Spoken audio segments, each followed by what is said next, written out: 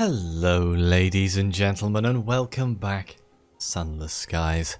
Let me start off this video by wishing you all a happy new year. It's the 2nd of January for me. The New Year's celebrations have just passed. I hope you all have a wonderful year, and I hope you had a wonderful celebration, and I want to thank you all very much for staying with me this whole time. I know this series has been going for a long time now, so there's probably people who've been watching it for at least a year, right? And I gotta show some appreciation to the people who've been there the whole time. It does mean the world to me, and I very rarely say it. So, now I've got that out of the way. What are we doing in today's episode? In the last episode, I talked to the ambitious seasoned captains here, the Ambition. And they want me to go to the Blue Kingdom. I'm a little bit apprehensive of going to the Blue Kingdom, so I'm going to see what other things we have that we need to do in the Reach. I know one of them is to go to Titania to try and fix the red honey production for smuggling. That could be fun. It's a good way of making money. It's also terrifying if you get caught, but you know, I just won't get caught. That's easy. It's like Sunless Seas. Remember that period where I was getting caught all the time? I'm sure it'll be fine. I think we managed to get the Will of the People, which was something else we had to worry about. It's still not the 10th of December, so we can't go back to the Regents yet. Regent's Forest. I'm just looking at my notes, if you're wondering why I feel like I'm listing stuff off. Go back to Titania after going to Eleutheria or Albion. We can go back to Titania. You know what? Let's do Titania. Because we can set off their storyline. We can make them build their city the way it is. Do we have enough supplies here? And am I carrying a bunch of junk? I am. Let's just drop off those Neverantine gemstones. Is there a prospect I can take advantage of? You'll click the right one eventually. There we go.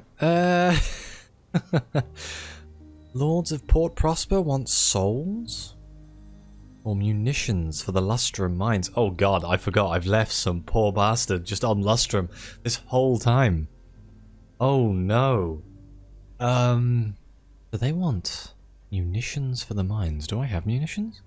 They want 9 crates of munitions. I don't think I have 9. I do. Oh, okay. Well, that's... I didn't know for some reason. For some reason I didn't expect that. I didn't think I had that many. I guess I was collecting munitions.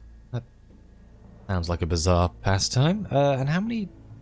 They want 3 consignments of souls for Port Prosper. Now, if I remember correctly, I look at my map, I can. Port Prosper's down here, right? I think we also need to go to Carillion to drop off the half-empty. Lustrum's over there. Titania's all the way over here. Let's do Titania. I'm gonna pick up the Lustrum one, I think. I'm gonna pick up both. Screw it. And then if I have time, I can come back from Titania and take it with me, pick it up from the bank. I'm gonna forget they exist, but you know, it's the thought that counts. So, shops. Let's buy ourselves some fuel here. Fuel and supplies. Let's just buy 2 and 2. I'm not too scared of the Reach. It's a pretty safe space. We spent a lot of time here. I am interested in continuing the Titanian storyline. We need to turn around here, don't we? I have one hope for this video. There's an ongoing battle I'm having with YouTube right now. Every single video I upload has limited ads. I don't know why. I would feel, I feel like the games I'm playing are not exactly, anti-advertiser friendly. But I'm hoping that, New Year means that this isn't going to happen. But for the past, month or so, every single video I've uploaded, other than 1 or 2, has been limited ads. And then I have to manually request a review. Which means that I lose the revenue off of the video, which, isn't that much money. Which is why memberships and things mean so much to me. Because one member covers, a lot of ad revenue. Hello, Takati. Are you okay? Yes, I'm hoping that it doesn't happen. I don't know what's causing it, because YouTube are bizarrely non-communicative when it comes to things like this. Unless you blatantly break the rules and have community strikes, they just don't really tell you, and it's nothing super serious. It's probably because I mentioned the word drugs or something. It's just a pet peeve, and I feel like it's been happening long enough where I should let people know that it's a thing that we're dealing with.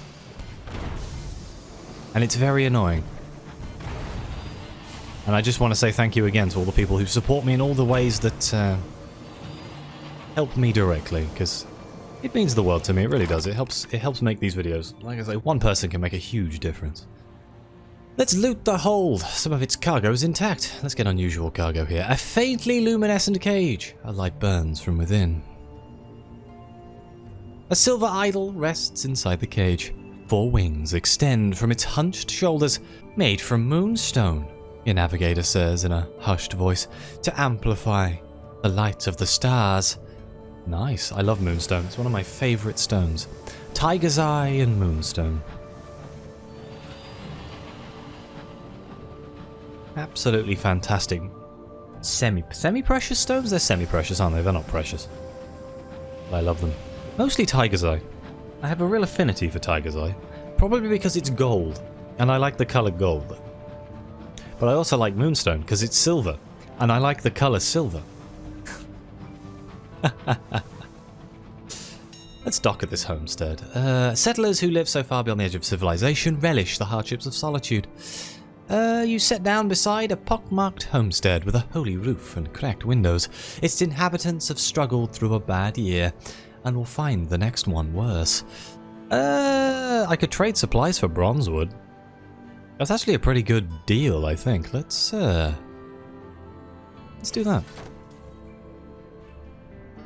They are timberers, sawing twigs from the great bronze woods of the Reach and selling them to passing traders.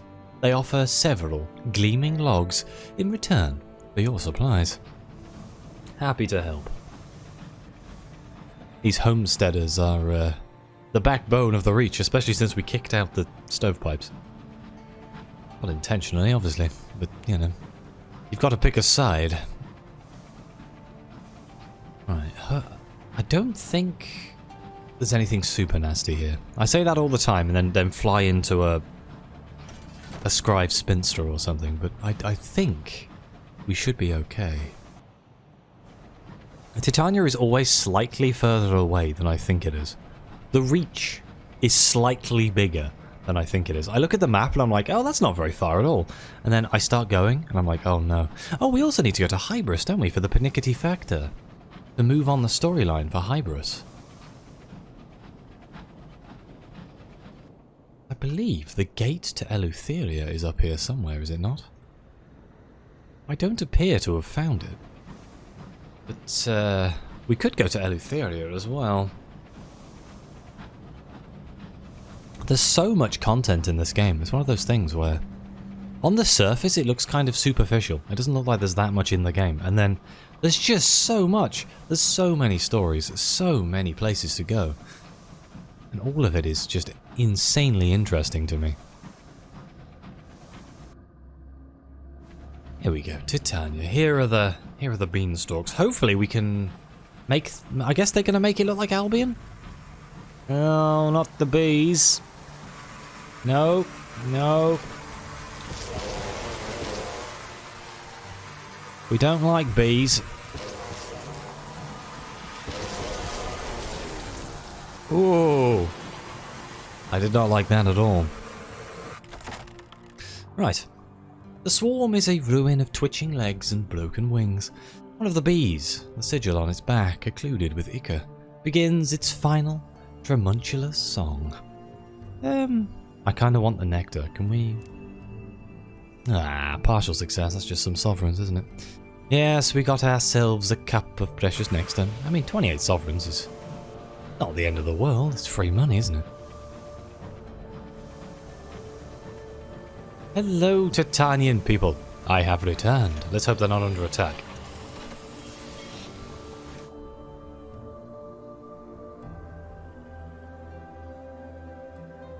Titania is cupped in the petals of a colossal orchid. Heady with scent, lurid with colour, an enclave of bohemians made it their home, seeking inspiration in the wildness of the Reach. We can attend an art exhibition. Let's just go to Oberon's Landing for now. The port unfurls itself, welcoming you ashore. Little remains of the port now that the hive has departed. The crystal domes are cracked, the buildings beneath them lie in ruins. Survivors pick through the rubble for salvage, while a philosopher proclaims on the nature of destruction and rebirth. The more practical poets glare daggers in their direction as they attempt to rebuild. Only the damage from the cloister hive's last attack spoils the atmosphere of this creative utopia. So we have a new start for Titania. Two of Titania's most prominent citizens are arguing about a new direction for the port, post-bee-apocalypse. The rhapsodic mayor is disinclined to be the deciding vote. Or we have the Wit and Vinegar find the Midnight Rose. The Midnight Rose, who trade in red honey, have their base here. The gloomy middleman wants you to find out why the honey supply has dried up. Let's see what the Midnight Rose is first. Somewhere amidst the garrets and galleries of Titania hide the Midnight Rose. They make red honey, an old London vice. The manner of its creation is a secret, but is rumoured to require a breed of rose first grown in hell, bees and memories harvested from caged subjects. Imbibing red honey allows you to live those memories, to ransack the contents of another's heart. So we have a few options. We can employ the arts of deduction, search for clues, tail suspicious characters. We can ask the incognito princess if she knows where to find them. You've heard that the royal family were enthusiastic devotees of red honey. Perhaps she can help. There is an exceptional story on the channel. I'm trying to remember which one it is. It might be the Crown of Thorns. But one of the exceptional stories delves into the depths of the story of red honey in the royal family, and it is remarkably interesting. Otherwise, there is also the red honey trade in Sunless seas, which also kind of explains what red honey is and how it lives in the universe of Fallen London and sunless seas and skies. Let's ask the incognito princess. That's more interesting for me. Oh, honey made me the woman I am today, she says, with a secretive smile. I'd be happy to help. She strides from salon to salon, letting a crowd of adoring poets, artists, and addicts flock to her. Within an hour, she has secured you an introduction. A precarious descent of ladders leads down to the hideout of the Midnight Rose. A spiral of rickety platforms clinging to the great orchid's stalk. There, the Rose have constructed an edifice of glass, something between a orangery and a cowshed. It hums with bees and shivers with sobbing. The Midnight Rose are a close-knit coterie that produce precise vintages of red honey.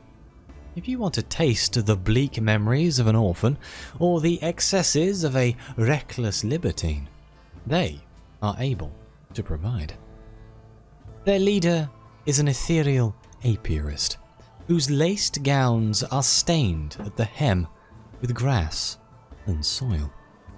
Bees crawl lazily in her wild hair. Let's ask why the export of honey to London has slowed. The apiarist sighs. The revenue men, she says darkly. They've appointed a new captain to patrol the skies nearby. He used to be one of the gentlemen, the smugglers who operate out of Pan, and he knows a lot of the tricks. Inconvenient, only to find a way to circumvent this canny captain. So we can hand over an unlicensed chart. There are paths through the clogging undergrowth of the Reach that even this once smuggler turned revenue men won't know. I mean, sure, why not? Let's hand over an unlicensed chart and hope I don't need it for something else. You and the apiarist spend a coffee-fueled night combing your chart, plotting new, hidden routes for the couriers to use. The way will be dangerous. You have had to favour circuitous, little-used paths, plagued by the candle wind, but a dreadnought would never be able to transverse them. The ethereal apiarist is pleased. The gloomy middleman probably won't be, but he might be slightly less miserable. We'd better deliver the good news to him. Okay, so we need to return to tell the man that we fixed his production. Let me just write that in my notes. Can I take the tour? Ah, here we go. Let's take the tour while we're here. Accompany her as she works in the glass house. She is disarmingly frank. The red honey trade seems to be something of an open secret in Titania. The other side of the port's coin. Rose bushes heap against the glass and climb in thorny tangles through the greenhouse. Among them are tall cages, each occupied by a prisoner. Bees buzz into and out of their ears and sip from the corners of their eyes. The prisoners cry out and plead. Look closer, the apiarist says. Around each of their necks hangs a key on a chain. They can free themselves at any time, but choose not to. They are artists, you see. They believe they must suffer if they are to one day make great art. Wow, really? I think there are easier ways to suffer, shall we say. That's bollocks, isn't it? Art no more relies on misery than plumbing relies on ennui. Okay, well, I can compliment her appalling ingenuity. She has, after all, managed to convince her victims that they are customers. Let's go with that one. Let's congratulate her. It is kind of impressive. Her face makes no expression. We are democratizing art, she says, loftily. Thanks to our cage garden, a writer need not speculate about the sorrow of a lover as their beloved dies. They can taste our honey and know it themselves. We are no longer subject to the tyranny of experience. So I'm guessing now I can buy? How do I buy red honey? I actually don't know. Maybe I have to go back and tell the man that I've fixed it. And he'll be like, oh, now you can take it from here. That's probably what's going to happen, isn't it? Right, let's go to Oberon's Landing. And let's do a new start for Titania. The rhapsodic mayor looks relieved to see you. Ah, Captain, perhaps you can settle a little matter for us. We've agreed that we need to choose one style to stick with, but... She sighs, gesturing at her fellow council members, the melancholy poet and the stone-faced sculptor. Well, we find ourselves at an impasse. Your thoughts? Alright, so I only have one option here, which is the Albion style. A little slice of home in the reach, says the stone-faced sculptor. A sturdy rock from which we can help guide the future. Okay, yeah, let's go with Albion. We can't do Eleutherium because we don't actually have that option, so... We haven't been there. The stone-faced sculptor is quick to capitalise on this moment of agreement. Before the day is out, the docks at least have a familiar Albion look to them. The rest of the port will take a little longer before it's ready for expansion. So, you can continue expanding Titania with your current captain by donating towards progress, but this will get more expensive as development continues. Alternatively, each captain in the lineage will be able to choose another expansion until the port is completed. The more you expand the port, the more bargains, prospects, and other opportunities will be made available, with individual buildings offering one boon per captain. So we can assist with port repairs. Despite the moderate damage from the Cloister Hive attacks, life goes on. The Rhapsodic Mayor is delighted to receive your contribution. Excellent, those infernal buzzing creatures of destruction. Current port damage of 50%. Pay for all repairs. How much is this? 50? Let's do it.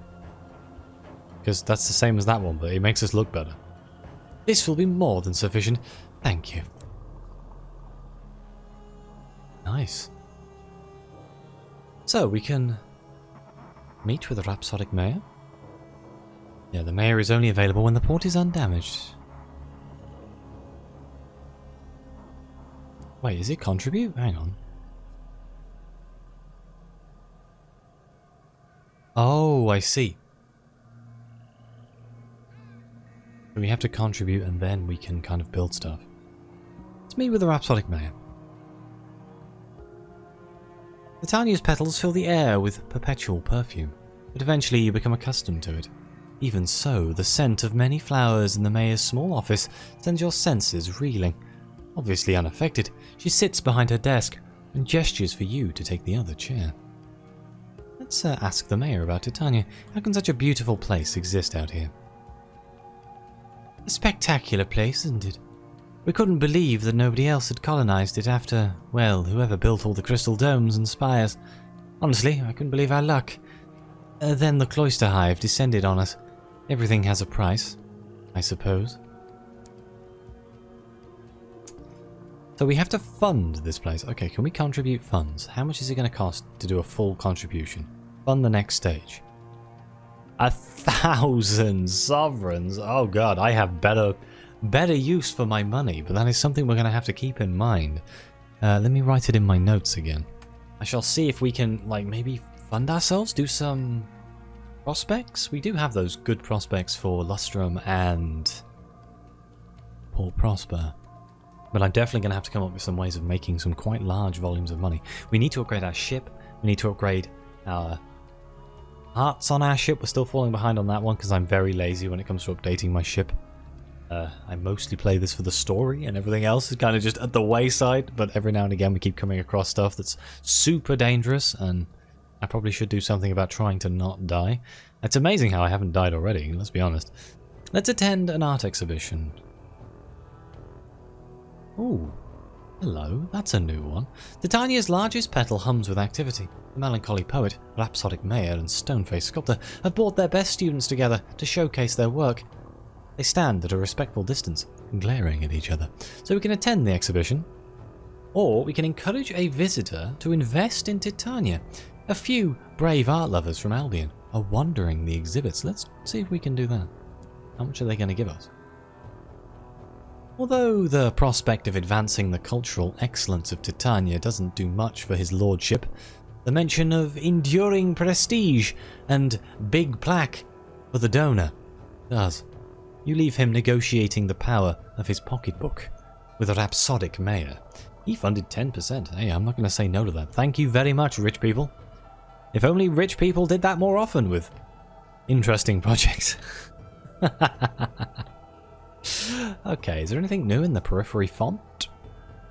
I don't think so. This is just trading things, isn't it?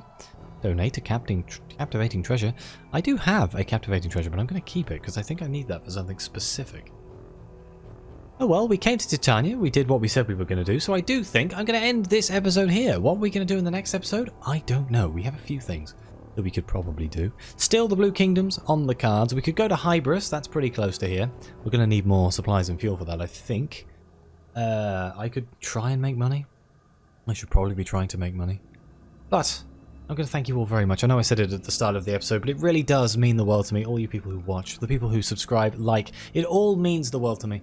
And it helps the channel grow, and it helps people see these videos, which is all I want. I just want people to watch the videos and enjoy them and feel like they are part of the process of this channel's existence, because you really are. Without the audience, this channel doesn't exist. It's the simple fact of being somebody who makes videos online, and I find it very hard to ever communicate this information across, and I hope you appreciate things that I do, and I hope you enjoy the videos I make. But thank you all very much for watching. Please like, subscribe, let me know what you think. Your comments are greatly appreciated. Thank you again to the members, the Ko-fi supporters, the Twitch subscribers, all the people who help make this channel be what it is. And as always, I'll see you next time.